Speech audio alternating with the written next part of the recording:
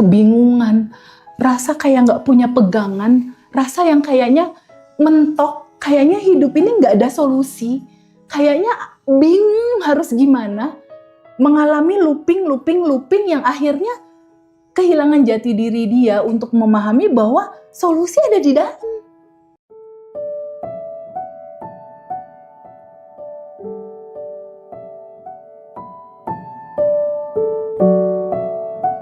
Alhamdulillah pada kesempatan sore hari ini kita bisa berjumpa dengan Teh Feby lagi ya teman-teman di Ngaji Roso 2.0 yang lebih dalam, lebih jernih dan lebih jujur gitu kira-kira. Tentu sahabat semuanya pasti kangen gitu ya. Kita lama tidak berjumpa dengan Teh Feby. Yang kemarin mungkin teman-teman pada penasaran dan pengen tahu, rindu yang jelas suaranya Teh Feby yang menggetarkan hati gitu, yang selama ini membersamai teman-teman bertumbuh dan banyak sekali transformasi hidup yang dialami teman-teman, bukan hanya dalam konteks materi, finansial semata, tapi lebih dari itu tentang anugerah kesadaran mengalami kelahiran kedua, menjadi sangat bahagia tanpa syarat, dan itu adalah kehendaknya sih gitu ya. Teh, Ya. Saya seluruh keluarga besar Ngaji Roso Badan Revolution turut berduka cita atas meninggalnya suami tercinta.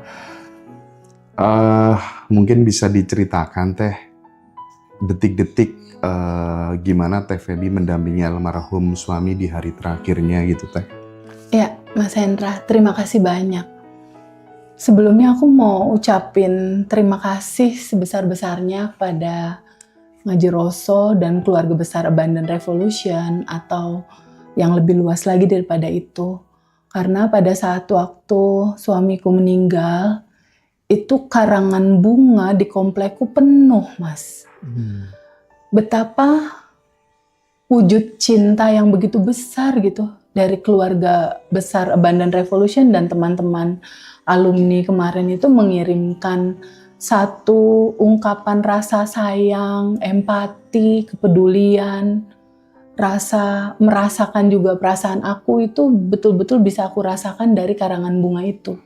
Jadi aku mau ucapin terima kasih yang sebesar-besarnya kepada semua teman-teman yang sudah sending love, yang sudah juga mengekspresikan itu dalam bentuk apapun, dalam bentuk bunga atau dalam bentuk apapun gitu. Itu sangat terdelivery, bisa aku terima dan bisa aku rasakan gitu. Kebersamaan dari teman-teman keluarga besar Abundant Revolution dan teman-teman lainnya itu begitu sangat kuat gitu aku rasakan. Nah, menjelang saat lalu suamiku berpulang, itu sebetulnya Mas Hendra, aku sudah sedikit merasakan ada clue-nya pada saat waktu aku dan suami itu umroh. Oke. Jadi pada saat waktu umroh, saat itu kita udah selesai umroh, mungkin suami kecapean lalu dia sakit diare waktu itu. Dan mulai kondisi kesehatannya itu agak sedikit menurun gitu saat itu. Tapi pada saat itu di Mekah itu aku malam-malam minta izin untuk bisa sholat tahajud di depan Ka'bah. Untuk curhat sama Allah lah, bisa dikatakan gitu. Dalam sujud sholat tahajud itu aku mengungkapkan rasa curhat sama Sang Maha Pencipta. Aku bilang bahwa apa yang harus aku lakukan gitu. Istilahnya dalam kondisi suami yang sakit, karena ada sedikit muncul lahir tuh lewat tuh rasa kekhawatiran yang cukup besar, khawatir tertahan gitu di sana. Nah pada saat itu clue yang keluar itu adalah saat aku sujud, sosok suamiku tuh ada di dalam gambar pikiran. Ada di dalam gambar pikiran, lalu di gambar pikiran itu tuh ada kayak cahaya putih gitu, kayak mengelilingi suamiku, naik ke atas dan menghilang gitu. Dari situ aku mulai seperti dapat clue gitu bahwa kesempatan waktu yang Allah kasih buat aku ini terbatas. Pemahamannya seperti itu saat itu. Jadi aku harus fully truly deket suamiku, sayangin suamiku, temenin dia dengan lebih daripada sebelumnya. Dan memang pada saat waktu selesai umroh itu sampai Jakarta itu kita langsung masuk UGD, Mas. Langsung masuk rumah sakit, suami waktu itu dirawat 3-4 hari lah di sana. Lalu keluar dari rumah sakit, terus kita langsung ke Bandung. Langsung ke Bandung karena memang kita udah merencanakan kita akan stay di Bandung lagi gitu. Selama ini kan bolak-balik. Nah, pada saat di Bandung itu bolak-balik rumah sakit saat itu. Nah, saat itu ada satu pengalaman Mas Hendra yang buat aku ini insight sekali buat materi Abundant Revolution. Saat itu suamiku ada keluhan nyeri di seluruh tubuhnya. Dari mulai ujung kaki sampai dengan ujung rambut itu nyeri kerasa. Lalu dia tanya ke aku, yang aku harus rilis ya katanya gitu untuk sakit ini. Iya, sadar nafas syukur dulu kata aku. Lalu dia sadar nafas syukur, rilis, aku tidur. Lalu malam harinya tuh beliau itu gelisah gitu. Gelisah, lihat kanan, lihat kiri, lihat kanan, lihat kiri. Aku bilang, kamu gak apa-apa mau aku balur apa gimana? Enggak, aman dia bilang. Sampai pas pagi harinya dia bangun tidur, terus langsung dia bilang, duduk langsung, ya Allah terima kasih aku masih bernafas gitu. Dia ucapin itu, terus aku bangun. Kenapa? Ada apa yang kata aku gitu? Suamiku bilang gini, tadi malam kok kayak hari terakhirnya aku ya? Oh ada apa? Kata aku. Tubuh tuh dikasih sensasi sakit pada malam itu, dan di saat itu tuh kayak sakitnya tuh nggak bisa dihandle gitu. Lalu kata aku, terus dia bilang, terus aku inget materi yang diajarin Abundant Revolution, aku sadar nafas syukur. Jadi pada saat itu aku tarik nafas masuk, kata suamiku, menyadari bahwa ada yang tanpa batas di dalam, lalu menyadari ada yang tanpa batas di luar. Lalu aku pasrahkan, dia bilang gitu, aku pasrahkan sakit ini, kendala kesehatan ini. Aku bilang, ya Allah, aku pasrah berserah terhadap sakit ini, terhadap sensasi yang aku rasakan gak nyaman ini. Bagaimana engkau menghendaki aku pasrahkan semua. Nah, di titik dipasrahkan itu, kata suamiku, lalu aku sadar nafas syukur terus, tarik nafas, buang nafas dengan kesadaran bahwa ada yang tanpa batas di dalam yang memang memiliki tubuh ini, yang memang memiliki kehidupan ini, yang memang menggenggam seluruh kesinambungan kehidupan ini. Aku pasrahkan saat itu. Terus dia bilang lagi sama aku, yang, kata suamiku, tahu nggak, 5 menit, kata dia, setelah sadar nafas syukur itu, si sakit yang nggak ketahan dari ujung rambut sampai ujung kaki itu hilang. Itu betul-betul hilang katanya, hilang seketika dia hilang. Akhirnya aku merenung, oh jadi, ini suamiku yang cerita ya, jadi ketika kita aware atau sadar tentang keberadaan sejatinya siapa kita, dan kita sadari itu di dalam nafas, dia akan terurai dengan sendirinya. Termasuk sakitnya, termasuk sensasinya, termasuk keresahan, kebingungannya. Tapi clue paling utamanya itu di titik kita ikhlas menerima sakit itu. Jadi di titik ikhlas menerima sakit itu, setelah itu kita lepaskan, kita berikan kuasanya ke Allah, ke Tuhan atau apapun nama itu disebut, lalu sadar nafas syukur dengan kesadaran bahwa segalanya ada yang mengatur. Di titik itu tuh suamiku dikasih sembuh, Mas Hendra. Dia dikasih sembuh, jadi pas selesai sadar nafas syukur itu periode kurang lebih 1 minggu deh kayaknya. Lalu dia sembuh, lalu dia olahraga sama aku bareng keliling komplek. Bahkan kebetulan aku lagi sedikit renovasi rumah, dia nganterin aku beli barang-barang untuk beberapa interior. Terus dia sempat nyetirin aku juga. Jadi dari yang pulang dari UGD itu dia sempat fresh gitu, sempat fresh sehat.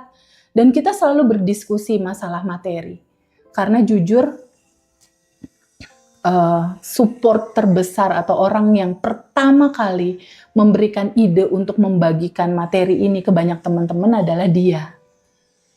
Jadi saat itu aku udah berulang kali quantum jam, Mas Hendra. Quantum jam mobil, quantum jam uang dan lain-lain. Suamiku lihat itu. Suamiku bilang, aku ngelihat kamu tuh kayak menyaksikan keajaiban Allah di depan mata, kata dia. Sangat menyaksikan keajaiban apa, kataku. Kamu di rumah, uang datang sendiri, kata suamiku. Jadi kalau misalnya kebaikan ini hanya kamu pegang, buat apa? Suamiku bilang gitu. Jadi sepertinya ini harus kamu bagikan deh ke banyak orang. Jadi dialah orangnya yang memberikan ide ini tuh tersampaikan kepada banyak orang gitu. Nah, pada akhirnya 1 minggu sehat, berikutnya gula darahnya itu sampai 30. Dia drop lagi dan pingsan saat itu. Dan kita bawa ke UGD saat itu. Di Bandung. Pada saat dibawa ke UGD, hari berjalan, lalu kita momen reuni. Iya. Jadi pada saat momen reuni, aku masih sempat tanya suamiku, bolehkah aku pergi? Suamiku bilang, 100% boleh. Kamu harus pergi. Teman-teman sudah nunggu. Biar aku di sini sama anak-anak. Kebetulan ada anakku yang ngejaga. Dijaga sama anak-anak, ya udah aku tenang. Aku berangkatlah pergi membawa semua anak-anakku yang kecil-kecil itu kan. Aku bawa, akhirnya berlangsunglah reuni. Di momen reuni malamnya sebelum hari H batch 16 kita kelas, Muhammad Al-Fatih masuk UGD. Iya sih, benar. Anak kecil aku itu, dia muntah, dia diare, dia masuk UGD, Mas Hendra. Dan di situ momen dimana aku mengalami aliran rasa, kekhawatiran lah muncul tentang 2 sosok laki-laki yang aku cintai. Satu di rumah sakit di Bandung, satu lagi di UGD di Yogyakarta. Dan itu luar biasa sekali. Berada di dalam satu tubuh di mana aku harus jagain suami, aku harus jagain anak, atau aku harus memberikan kelas. Itu sesuatu yang pada akhirnya aku duduk, lalu aku rilis diriku sendiri. Saat itu aku cuma sadari, aku merasakan apa? Aku merasakan khawatir yang teramat sangat, takut. Jadi teman-teman, walaupun aku menyampaikan materi, si rasa itu tidak terlepas juga dalam kehidupan aku, itu hadir gitu. Disitulah momen dimana materi ini teruji oleh yang menyampaikan materi itu. Jadi pada saat momentum itu terjadi, aku cuma duduk, Mas Hendra. Lalu aku cek, aku sadari apa yang aku rasakan saat ini. Aku resah, aku khawatir, aku ada ketakutan. Terutama Al-Fatih karena dia udah lemes gitu. Ada ketakutan. Aku harus ngajar tapi aku nggak bisa temenin anakku saat itu. Dan nggak mungkin dibatalin. Kelas kita nggak mungkin dibatalin saat itu. Nah, pada saat momen seperti itu aku duduk untuk menyadari rasa dan mengizinkan rasa itu aku alami. Aku terima, aku sambut. Lalu aku nangis. Sebelum mulai kelas di jam 6:30 tuh aku duduk dulu untuk menyadari rasa itu mau mengalir, menyadari rasa itu aku izinkan untuk mengalir di dalam rasa, aku sambut dan aku terima. Duduk diam 5-10 menit, nangis, Mas Hendra, nangis. Aliran air mata nangis tapi mundur 1 langkah. Jadi kuncinya aku tuh ada 3 kata yang seru sih kalau lagi posisi seperti itu. Aku mundur dulu 1 langkah lalu aku bilang, aku bukan tubuh, aku bukan emosi, aku bukan pikiran. Aku adalah percikan ruhnya yang tanpa batas dan berkelimpahan. Aku adalah bagian dari aliran energi tanpa batas. Di titik itu aku sadari, aku diem, lalu aku bertanya ke dalam. Ya Allah yang maha baik, apa yang harus aku lakukan? Aku terbuka untuk menerima semua intuisi dan aliranmu aja yang lewat tubuh ini. di titik itu seketika rasa itu tipis gitu Mas Hendra. Rasa kekhawatirannya menipis, ketakutannya menipis. Lalu aku izinkan alirkan, lalu aku izinkan pasrahkan, terurai ke yang tanpa batas. Udah, kelas deh setelah itu. Nah setelah kelas selesai, di batch 16 berlangsung, di batch 17, di acara alumni itu berlangsung, besoknya pulang kan. Pas pulang anakku muntah lagi. Anakku muntah lagi menjelang ke Bandung nih Mas Hendra nih. Menjelang jalan ke Bandung, kita jalan ke Bandung, anakku muntah lagi, aku lihat, waduh ini udah lemes nih Al-Fatih, udah nggak bisa ngangkat lehernya gitu. Terus aku nyari dokter, tutup semua karena waktu itu hari Minggu. Lalu aku langsung masuk UGD. Di UGD dokternya bilang, maaf ibu, anak ini nggak bisa pulang. Karena kalau pulang terlalu riskan sama nyawanya, karena dia dehidrasi. Udah akhirnya masuk UGD, masuk rawat inap. Terdamparlah aku di Jogja 3 hari. Di dalam terdampar 3 hari, suamiku pun masih di rumah sakit, yang akhirnya Mas Hendra sending love ya. Sama teman-teman semua, terima kasih banyak. Sending love itu membantu.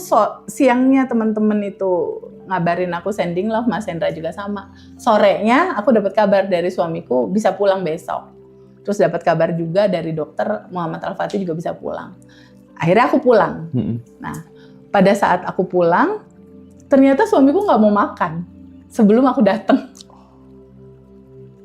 Jadi mama dan yang merawat dia nggak mau makan gitu sebelum aku datang. Akhirnya aku datang, udah mulai ceria tuh dia tuh. Terus aku suapin, ayo makan, kalau nggak makan nanti nggak dapet cium, aku bilang gitu. Akhirnya makan. Udah tuh sehat lagi.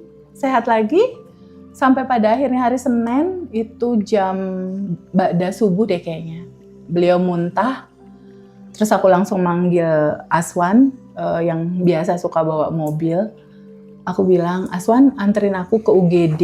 Sambil nunggu Aswan datang, suamiku nanya, ini jam berapa? Jam 6. Jadi di jam 6 tuh dia masih ada. Tapi setelah itu dia muntah untuk yang kedua kali, terus aku peluk. Sambil nunggu Aswan datang, aku gantiin baju. Lalu aku peluk, karena nafasnya udah agak sesak. Aku peluk, dia nyender di leher aku, terus aku cium.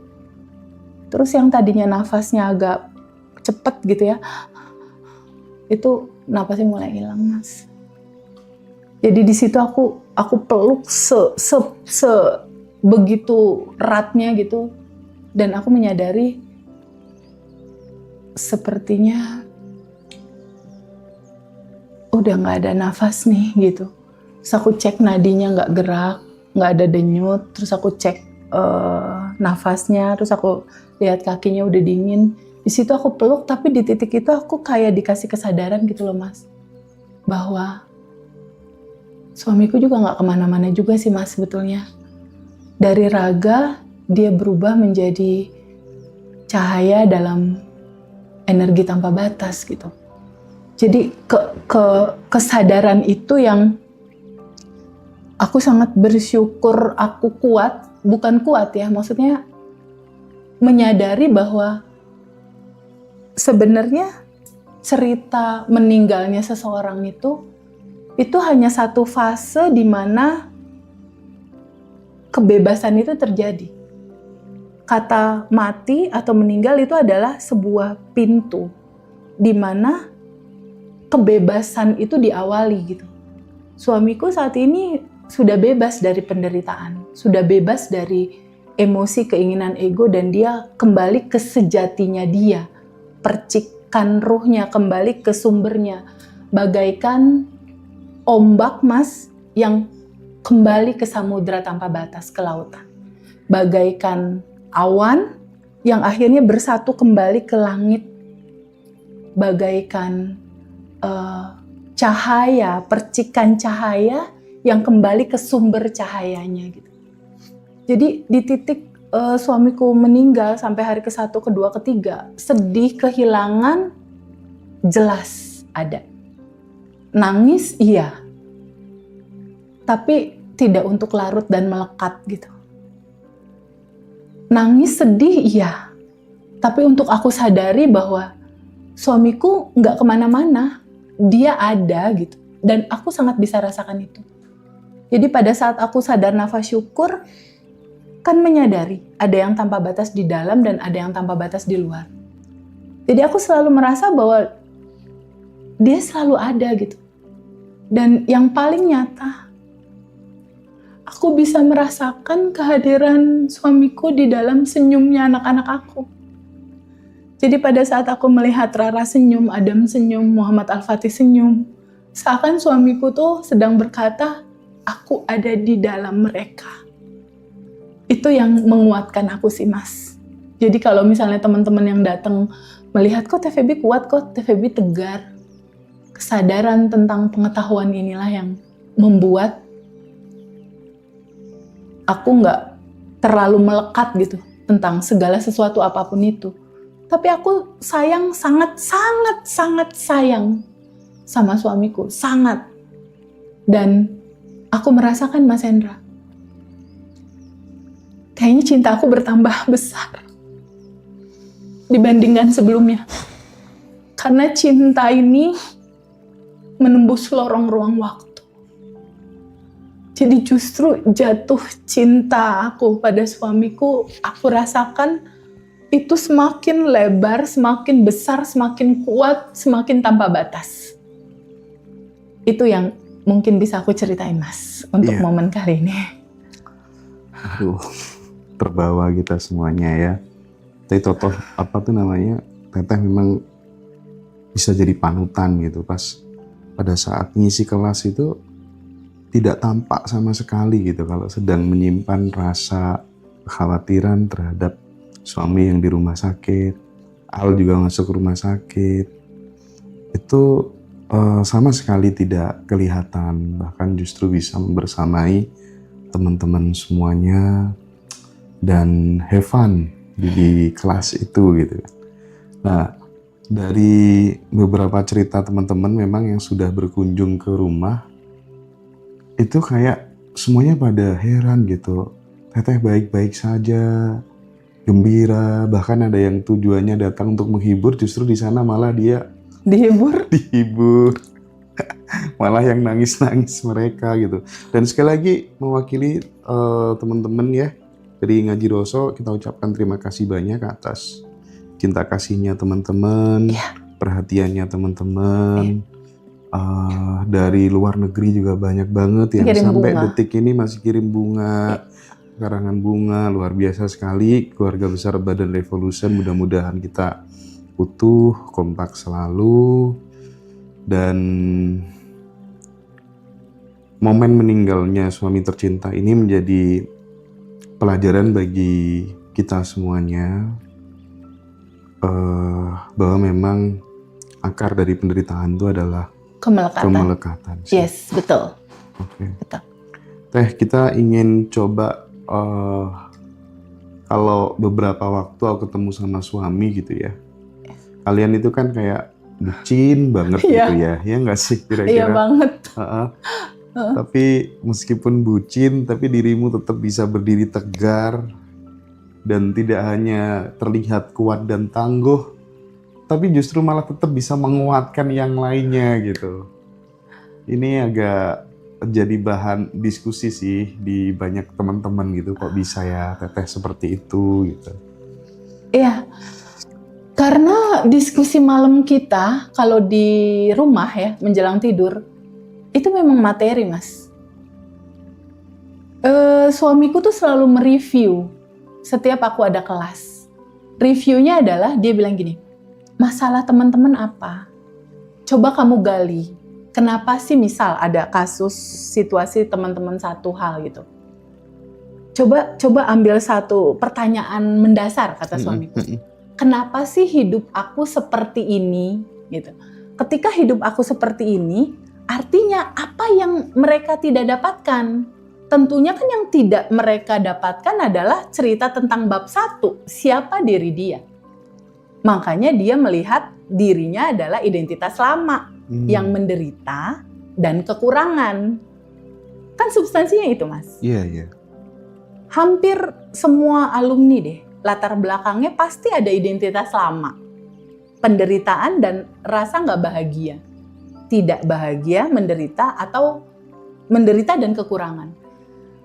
Mentality kurang, itu kan identitas lama dan itu diri palsunya mereka, itu bukan mereka. Di bab 1, itu kita bicara tentang kamu siapa.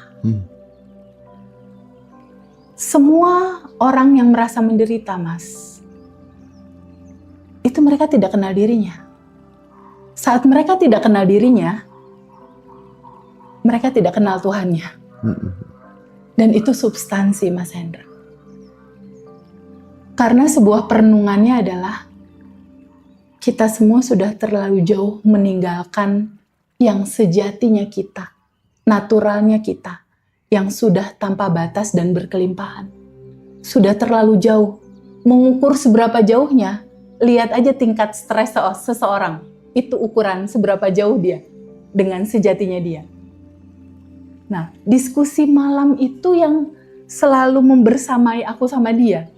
Di setiap sela-sela kalau kita nongkrong di Starbucks atau nongkrong di kafe, pasti selalu ada selipan itu. Dan di saat ini,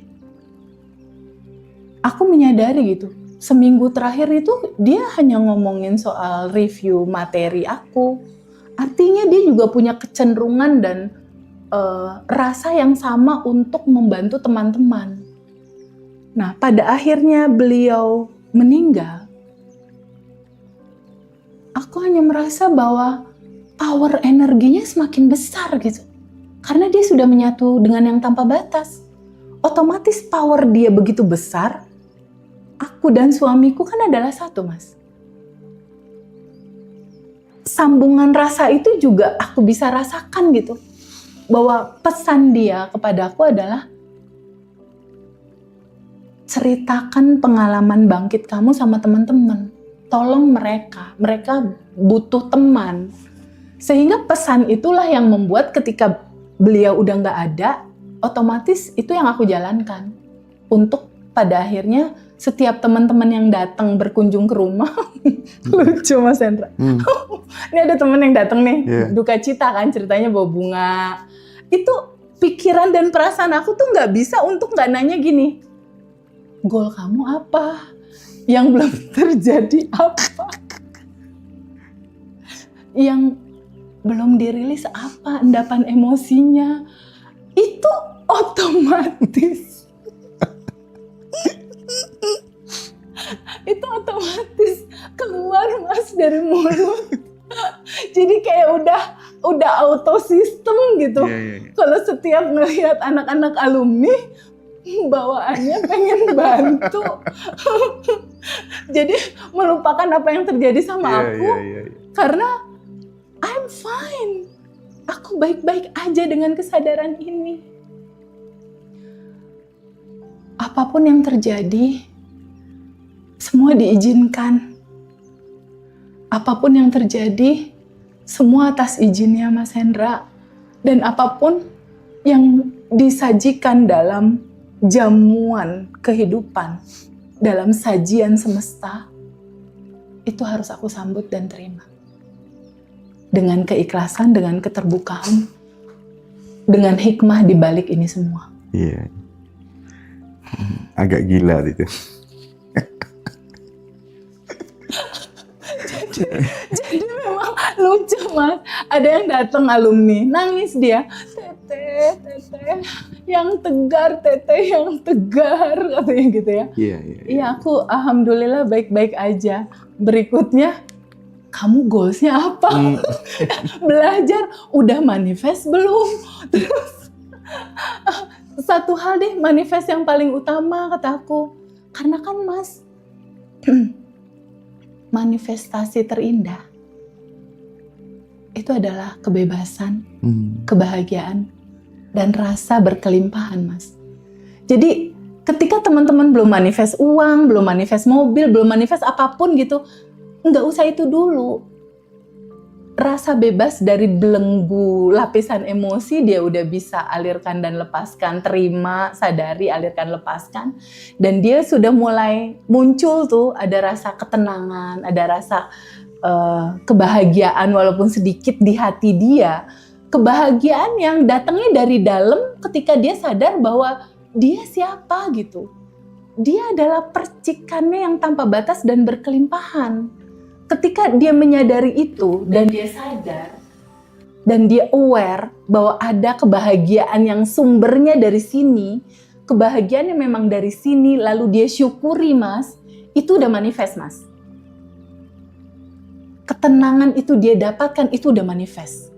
Karena banyak sekali Mas Hendra, teman-teman yang gabung di batch ya, kelas yang batch 13, 16 atau di private, kedatangan mereka itu diliputi rasa ketakutan, kebingungan, rasa kayak nggak punya pegangan, rasa yang kayaknya mentok, kayaknya hidup ini nggak ada solusi, kayaknya bingung harus gimana, mengalami looping yang akhirnya kehilangan jati diri dia untuk memahami bahwa solusi ada di dalam.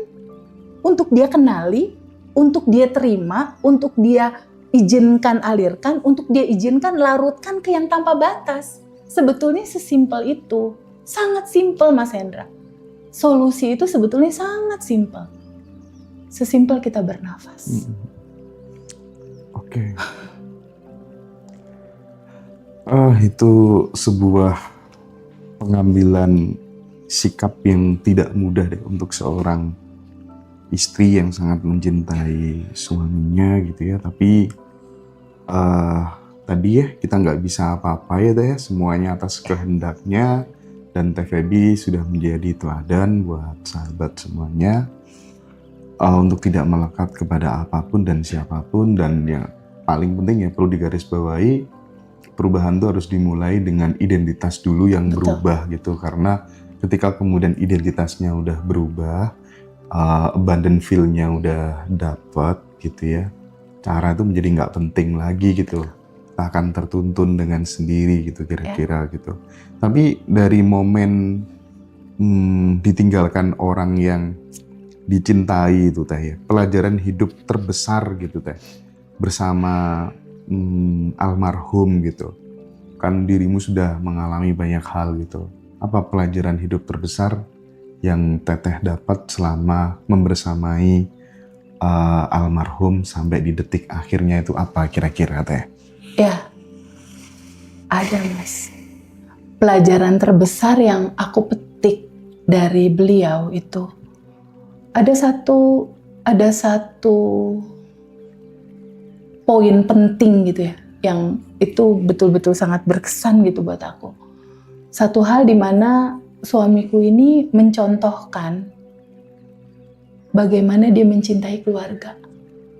Jadi suamiku ini kan dia finance manager di satu perusahaan Swiss, lalu ada lagi, jadi bosnya itu yang punya Indomie Mas. Lalu berikutnya dia finance di satu perusahaan logistik di Jakarta, dipindahin. Terakhir ini pada saat kita mau pindah ke Bandung, dia mau konsultan finance gitu. Yang paling aku teladani dari dia adalah dia nggak berani ngambil hak orang.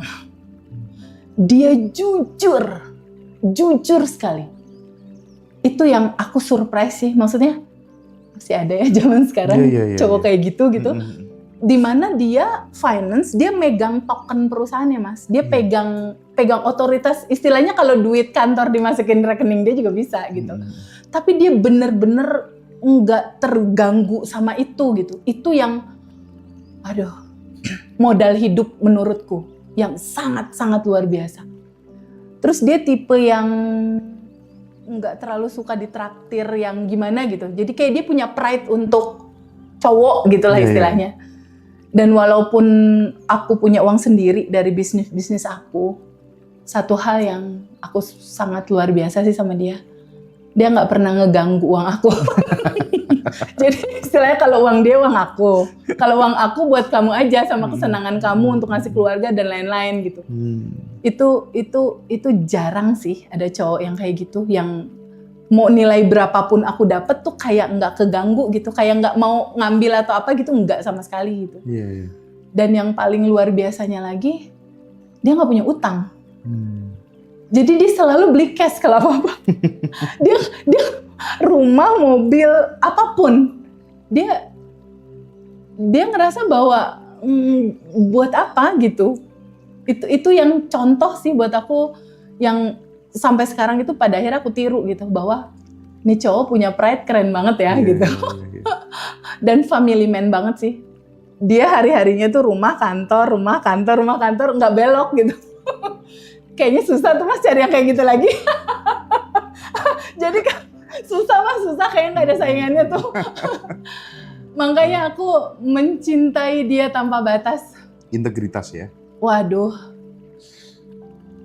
kayaknya 10 juta satu deh, 10 juta banding satu gitu, kayak susah. Dan yang lebih unik lagi Mas Hendra, dia ini kan di kantornya middle up ya, karena kan dia nyaris kayak GM gitu kan, manager tapi udah di level tertentu karena langsung owner. Oke. Walaupun dia middle up, tapi yang aku salut ya sama dia, sholat tuh kejaga banget. Oke. Terus baca Qurannya tuh kejaga banget gitu. Zikir pagi petangnya tuh kejaga banget. Jadi itu yang, aduh hari gini yang gitu-gitu masih dijalanin ya sama level middle up gitu. Jadi termasuk yang unik dan langka gitu. Di luar nobody perfect ya. Iya. Nobody perfect. Ada juga sisi lainnya. Tapi di situ aku jadi belajar kesabaran. Dikir pagi petang ya. Iya, dan jadi inget masa laluku gitu. Cerita masa lalu itu nggak lepas, itu kayak 1 jus setiap hari tuh Mas. Iya. Itu yang aku kadang kalau dia ngajak aku gini, ya Allah kok ada sih cowok kayak gini. cowok sekeren ini gitu zaman now 2025 di judul middle up. Kayaknya udah jarang tuh, udah langka gitu. Terus Teh, kalau misalnya nih, kan rata-rata orang nih, termasuk saya sih, takut ditinggalkan orang-orang yang saya cintai. Apa pesan Teh Feby untuk saya, untuk sahabat semuanya lah ya yang nonton live pada kesempatan sore hari ini yang rindu kangen sama Teh Feby? Biar bisa apa ya Teh ya, belajar menerima dengan lapang dada gitu loh Teh. Iya Mas Hendra. Takut ditinggal orang yang dicintai. Pada saat kita menyadari, sejatinya kita itu udah cinta itu sendiri.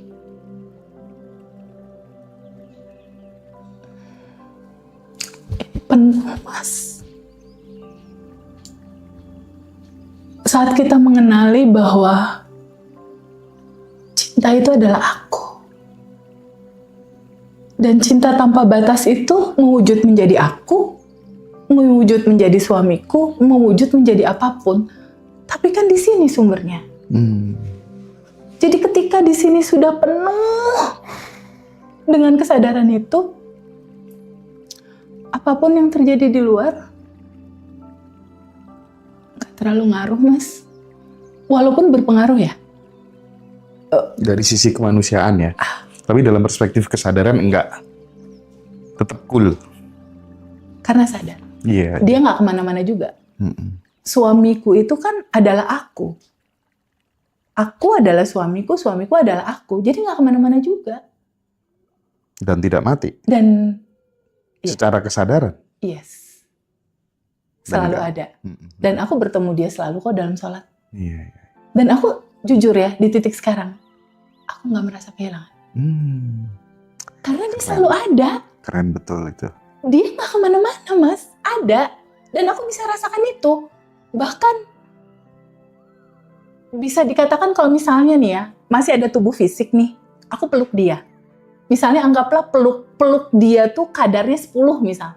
Di titik sekarang, itu kadar peluknya tuh udah tanpa batas, udah lebih dari 1000 gitu. Si rasanya gitu. Jadi di titik sekarang,